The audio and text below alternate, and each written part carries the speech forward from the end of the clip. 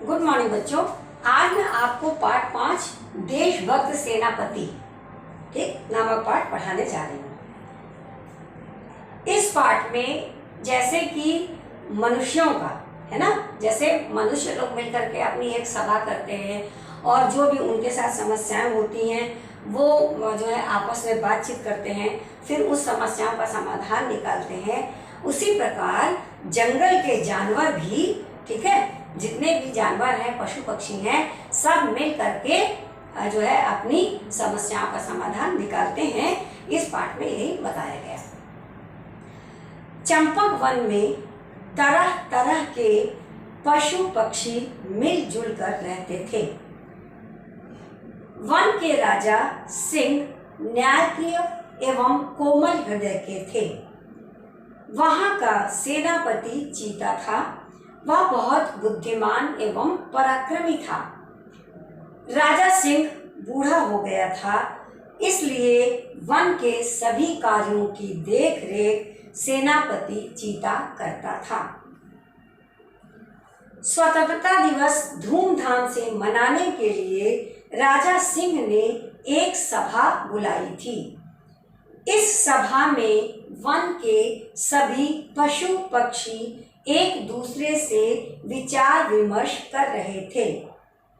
तभी एक गौरैया उड़ती हुई आई और नीम की पेड़ के डाल पर बैठकर सेनापति चीते से बोली, हमारे जंगल पर दुश्मनों की नजर लगी है।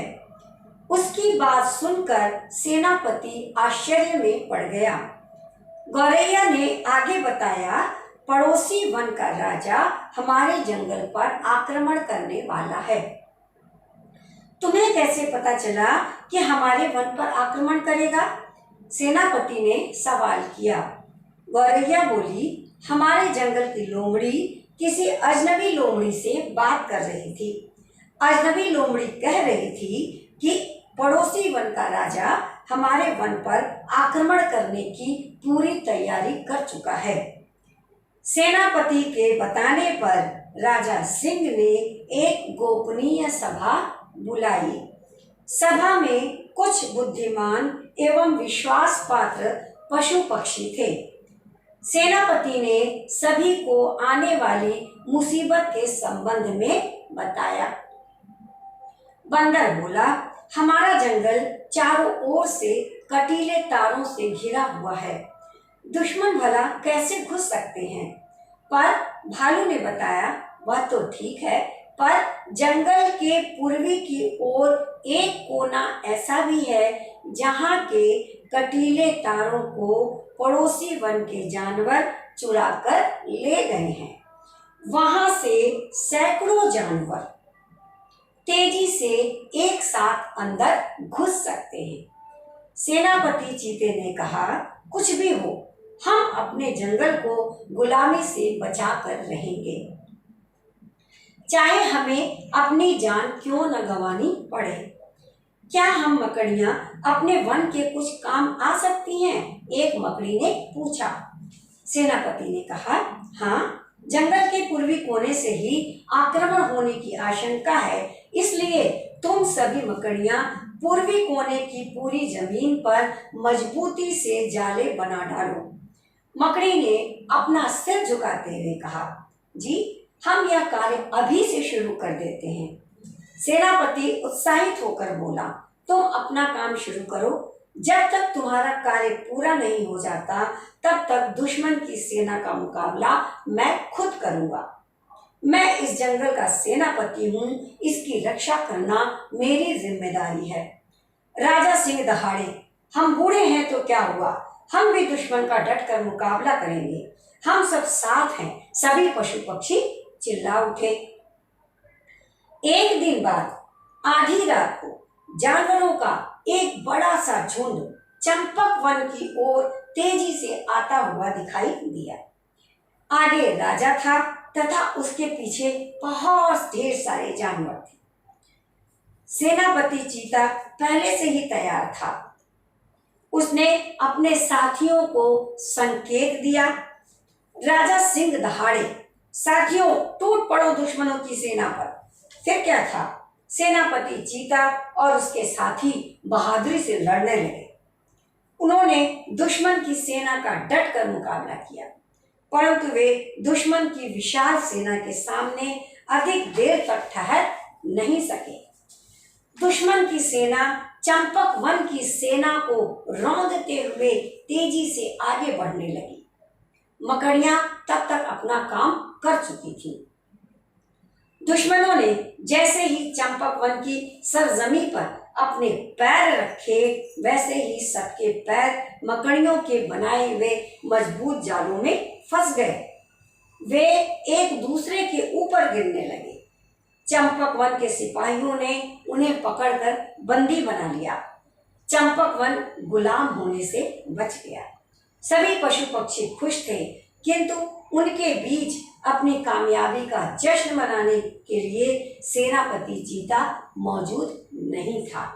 वह देश के लिए शहीद हो चुका था। अपने देश के प्रति अच्छी भावना, शुभ भावना, अपने देश की रक्षा का जिम्मेदारी उठाना, अपनी देश की रक्षा, देश के लिए अपने कर्तव्य की जिम्मेदारी वो सिर्फ इंसानों में ही नहीं होती, वह पशु पक्षी जानवरों में भी पाई जाती है, जैसा कि इस पाठ से पता चल रहा है।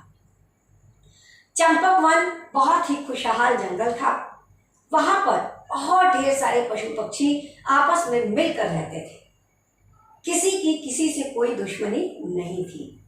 वहां का राजा जो सिंह था, यानी कि शेर ही जंगल का राजा होता है, वह बूढ़ा था लेकिन बहुत ही कोमल हृदय का था। वह लोगों की मदद करता था, बहुत न्यायप्रिय था। लेकिन जो वहां की उस जंगल की सारी जिम्मेदारी जो है वहां के सेनापति चीता पर थी, क्योंकि चीता बहुत ही बुद्धिमान और पराक्रमी था। राजा सिंह जो है वह बूढ़ा हो गया था, इसलिए उसने अपनी सारी जिम्मेदारी जो है वह सेनापति चीता को दे रखी थी। स्वतंत्रता दिवस यानी कि 15 अगस्त को धूमधाम से मनाने के लिए राजा सिंह ने जो है एक सभा बुलाई थी कि किस तरीके से सभी पशु पक्षी आपस में मिलकर स्वतंत्रता दिवस को मनाएंगे। सभी आपस में बातें कर रहे थे कि तभी एक गौरैया जो है बहुत छोटी सी होती है चिड़िया, वह उड़ते हुए एक पेड़ की डाल पर आकर बैठ गई और सेनापति चीता जो नीचे खड़े थे उनसे वह बताने लगी कि दूसरे वन के जो है राजा की नजर हमारे वन पे है और उनकी जितने भी वो जो दुश्मन हैं उनकी नजर हमारे जंगल पर अड़ी है। वह किसी भी तरीके से हम सबको बर्बाद कर देना चाहते हैं। उसकी बात सुनकर, गौरैया की बात सुनकर सेनापति चीता को बड़ा आश्चर्य हुआ और उन्होंने उससे पूछा कि तुम्हें कैसे पता कि दूसरे जंगल के जो जानवर हैं वह हमारे दुश्मन हैं। तब गौरैया ने बताया कि हमारे वन की लोमड़ी से वहां दूसरी अजनबी लोमड़ी जो है वह बातें कर रही थी कि दूसरे जंगल के राजा जो है वह हमारे जंगल पर आक्रमण करना चाह रहे हैं। पड़ोसी वन का राजा हमारे वन पर आक्रमण करने की पूरी तैयारी कर चुका है। जब सेनापति ने राजा शेर को यह बात बताई, सिंह को यह बात बताई, तो सिंह ने जो है एक गुप्त सभा बुलाई, यानी कि जिसके बारे में किसी दूसरे को खबर नहीं थी। मेन लोगों को बुला करके एक सभा की गई। उसमें जो है जो राजा सिंह के विश्वास पात्र थे, जो उनके मित्र थे, उनको बुलाया गया था और कुछ पशु पक्षी थे। सेनापति ने सभी को आने वाले संकट के बारे में बताया कि पड़ोसी वन का राजा जो है वह हमारे जंगल पर आक्रमण करने वाला है। ऐसी सूचना हमें मिली है जिससे कि हम सबको तैयार होना चाहिए। तभी एक बंदर बोलता है कि हमारा जंगल तो चारों ओर कटीले तारों से घिरा हुआ है, कोई कैसे हमारे जंगल में कोई कैसे घुस सकता है। तभी भालू ने यह सूचना दी कि नहीं, जंगल के पूर्वी कोने में कुछ जो है कटीले तार जो हैं वह जानवर दूसरे जानवर चुरा कर ले गए हैं, पूरी संभावना यह है कि दूसरे वन के जो पशु पक्षी हैं वह उसी तरफ से ही आकर आक्रमण करें। मकड़ियां वहां पर बैठकर यह बातें सुन रही थी। फिर मकड़ियों ने कहा कि सेनापति जी, क्या हम लोग कुछ कर सकते हैं?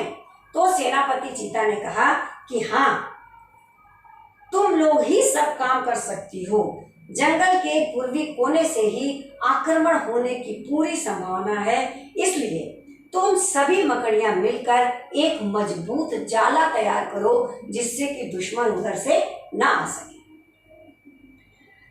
मकड़ियां अपने देश हित में काम आने वाली थी, इसलिए वे बहुत खुश हो गई और खुशी खुशी जो है सारी मकड़ियां पूर्वी कोने की ओर चली गईं और उसी समय से उन लोगों ने अपने जाले को बुनना तैयार कर दिया। सेनापति उत्साहित होकर बोला कि तुम लोग जब तक अपनी जाले तैयार करोगी तब तक, जब तक तुम्हारा कार्य पूरा नहीं होता और अगर दुश्मन आक्रमण करते हैं तो मैं खुद डट कर उनका मुकाबला करूंगा, क्योंकि मैं इस जंगल का सेनापति हूँ और मेरा यह उत्तरदायित्व है, मेरी यह जिम्मेदारी है कि मैं इस जंगल की रक्षा करूं। राजा सिंह दहाड़े यानी बहुत तेज गुर्राया कि हम बूढ़े हैं तो क्या हुआ, हम भी दुश्मन का डट कर मुकाबला करेंगे। हम तभी सारे पशु पक्षी एक साथ उत्तेजित होकर चिल्ला उठते हैं कि हम सभी साथ में हैं। एक दिन बाद सारी व्यवस्था हो गई। उसके एक दिन बाद आधी रात को जानवरों का एक बड़ा सा झुंड चंपक वन की ओर तेजी से आता हुआ दिखाई दिया, यानी कि दुश्मनों ने चंपक वन पर आक्रमण कर दिया था। आगे उसका राजा था तथा उसके पीछे बहुत ढेर सारे जानवर थे, सभी आक्रमण की तैयारी करके आए थे। सेनापति चीता पहले से ही तैयार था। सेनापति चीता युद्ध करने के लिए, अपने जंगल की रक्षा करने के लिए तो वह पहले से ही तैयार था। उसने अपने साथियों को इशारा किया कि सभी दुश्मन आ गए हैं। राजा सिंह दहाड़े, साथियों टूट पड़ो। राजा सिंह की आज्ञा पाते ही सभी जो साथी थे सभी दुश्मन की सेना पर टूट पड़े और उनको मारने लगे। फिर क्या था, सेनापति चीता और उसके साथी बड़े बहादुरी से लड़ने लगे। इतनी बहादुरी उन लोगों ने दिखाई कि वह किसी भी हाल में अपने जंगल पर किसी दूसरे जानवरों का कब्जा नहीं होने देना चाहते थे। उन्होंने दुश्मन की सेना का डट कर मुकाबला किया, परंतु दुश्मनों की सेना जो है वह बहुत बड़ी थी, उसके आगे उन लोग अधिक देर तक रुक नहीं सके। दुश्मन की सेना चंपक वन की सेना को रौंदते हुए तेजी से आगे बढ़ने लगी। जब ये लोग काफी देर तक वहां ठहर नहीं सके, क्योंकि दुश्मनों की सेना जो है वह बहुत बड़ी थी और दुश्मनों की सेना चंपक वन की सेनाओं को रौंदते हुए आगे बढ़ने लगी। तब तक मकड़ियां जितनी थी वे अपना काम अच्छी तरीके से कर चुकी थी, यानी कि अपना जाला बना चुकी थी। दुश्मनों ने जैसे ही चंपक वन की सरजमीन पर अपने पैर रखे, वैसे ही सबके पैर मकड़ियों के बनाए हुए मजबूत जालों में फंस गए। जैसे ही दुश्मनों ने चंपक वन की जमीन पर अपना पैर रखा, वैसे ही जो मकड़ियों ने अपने जाले बनाए थे, मजबूत जाले, वे उसमें फंस गए और वे एक दूसरे के ऊपर गिरने लगे। चंपक वन के सिपाहियों ने उन्हें पकड़कर बंदी बना लिया। चंपक वन के जितने सिपाही थे सब ने दुश्मनों को पकड़कर बंदी बना लिया, उन्हें कारागृह में डाल दिया, यानी जेल में डाल दिया। चंपक वन गुलाम होने से बच गया। इस प्रकार चंपक वन जो है वह गुलामी के जंजीरों से बच गया।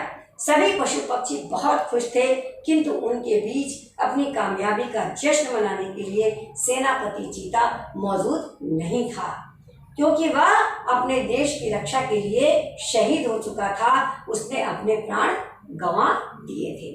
तो कहने का तात्पर्य यह है कि एकता में बड़ी शक्ति होती है। अगर उसी में कोई पशु पक्षी या जानवर जो है वह दुश्मनों से जाकर के मिला होता तो चंपक वन कभी भी गुलामी से आजाद नहीं हो पाता। लेकिन सभी पशु पक्षी मिलकर अपने वन की रक्षा करना चाहते थे और उसमें चाहे वह छोटे से छोटे जीव क्यों न हो, सभी अपना पूरा योगदान देना चाहते थे। तभी तो मकड़ियों ने मिलकर इतने मजबूत जाले बनाए कि सभी दुश्मन जो है उनके जालों में फंस गए। चीता जो है दुश्मनों से लड़ते हुए चीते ने अपनी प्राण गंवा दी, जो कि चीता बड़ा ही बुद्धिमान और पराक्रमी था। उसका मुख्य उद्देश्य था अपने जंगल चंपक वन की रक्षा करना। वह किसी भी हालत में अपने वन पर किसी दूसरे का जो है राज्य होने नहीं देना चाहता था, इसलिए उसने अपनी पूरी जी जान लगा दी। वह अपने वन के प्रति बहुत ही वफादार था। अगर सभी जानवर एक साथ, एक समूह, एक झुंड बनाकर कार्य न करते तो यह संभव ही नहीं था कि चंपक वन आजाद रहता, क्योंकि दुश्मनों की बुरी निगाहें चंपक वन पर बुरी तरीके से पड़ चुकी थी। सभी जीव जंतु, सभी पशु पक्षी मिलकर अपनी अपनी जिम्मेदारी, अपने अपने कर्तव्य का निर्वाह कर रहे थे। वह यह चाहते थे कि उनकी सरजमी पर किसी दूसरे की कदम न पड़े, और उन्होंने ऐसा होने नहीं दिया। क्यों नहीं होने दिया? क्योंकि वह अपनी सरजमी से बहुत ही प्यार करते थे और वह अपनी सरजमी पर किसी दूसरे को जो है कदम रखता हुआ नहीं देख सकते थे। उसमें चाहे चीता हो, चाहे लोमड़ी हो, चाहे गौरैया हो, चाहे मकड़ी हो, चाहे जो है शेर हो, चाहे बंदर हो, सभी ने अपनी अपनी योग्यता के हिसाब से अपनी अपनी कार्य कुशलता दिखाई दी। तो बच्चों, यह कहना अनुचित नहीं होगा कि कोई भी छोटा या बड़ा नहीं होता। अगर हमारे अंदर साहस है और एकता की शक्ति है तो हम कोई भी कार्य करने में असमर्थ नहीं होंगे, क्योंकि एकता में बड़ी ताकत होती है। अगर किसी भी चीज को अलग अलग कर दिया जाए तो वह उसे अलग करना, उसे तोड़ देना जो है बड़ा ही आसान होता है, लेकिन अगर किसी चीजों को मिला करके रख दिया जाए तो उसे अलग करना बहुत ही मुश्किल होता है। तो हमेशा सबको एक साथ मिलकर, एकजुट रहकर, चाहे वह मानव हो, चाहे वह पशु पक्षी हो, कोई भी हो, अगर कोई एक साथ मिलकर रहता है तो उसे अलग करना असंभव होता है, क्योंकि वह अपने सभी कार्य मिलजुल कर करता है, एक दूसरे की सलाह लेकर करता है, बड़ों की बातों को मानकर करता है। अगर मान लिया चंपक वन के अन्य जानवर जो है अपने राजा शेर की और सेनापति चीता की बात न मानते तो क्या होता? वे दुश्मनों के गुलाम बनकर रह जाते और अपनी पूरी जिंदगी गुलामी में ही व्यतीत करते। चंपक वन उनके लिए स्वर्ग था। वे वहाँ खुशी खुशी रहते थे, चहकते थे, उड़ते थे, खाते थे, पीते थे। किसी भी प्रकार का कोई तकलीफ, किसी भी प्रकार का कोई डर उनको वहाँ पर नहीं था। वह वहाँ बहुत खुश थे, बड़ी प्रसन्नता के साथ रहते थे। इसलिए उन्हें यह बिल्कुल भी गंवारा नहीं था कि कोई दूसरा जो है आकर हमारे चंपक वन पर अपना आधिपत्य स्थापित कर ले, अपना अधिकार जमा ले। वह उन्हें अपने राजा से बड़ा प्रेम था, क्योंकि उनका राजा हमेशा जो है न्याय करता था और बड़ा ही कोमल हृदय का था। यह जरूरी नहीं था कि वह हमेशा जो है लोगों को सजा ही देता रहे, वह माफ करना भी जानता था। वह सारी बातें सुनने के पश्चात तभी जो है अपना कार्य करता था। उसके अंदर यह भावना नहीं थी कि कोई जो है हमारा अपना है या हमारा सगा संबंधी है या हमारा परिवार वाला है कि उसके प्रति हमें न्याय करना है। कोई भी हो, चाहे मित्र हो, चाहे शत्रु हो, वह सबके प्रति न्याय का सिद्धांत रखता था और सबको न्याय देता था। यही कारण है कि सभी ने जो है राजा सिंह का साथ दिया और सेनापति चिता ने अपनी जान तक गंवा दी। हंसते हंसते जब चंपक वन आजाद हो गया, सभी पशु पक्षी बड़े खुश थे, क्योंकि उन्हें अपना अधिकार किसी दूसरे को देना नहीं पड़ा और वे जो है अपने कामों में हमेशा व्यस्त रहते थे। जब वो जश्न मनाने के लिए इकट्ठा हुए तब उन्हें सिर्फ दुख इस बात का था कि सेनापति चीता, जो कि बहुत ही बहादुरी से लड़ा, वो चीता आज उनके बीच जो है जश्न मनाने के लिए, आज़ादी का आनंद उठाने के लिए उनके बीच नहीं है। वह अपने देश की रक्षा करते करते अपने देश पर शहीद हो गया। धन्यवाद।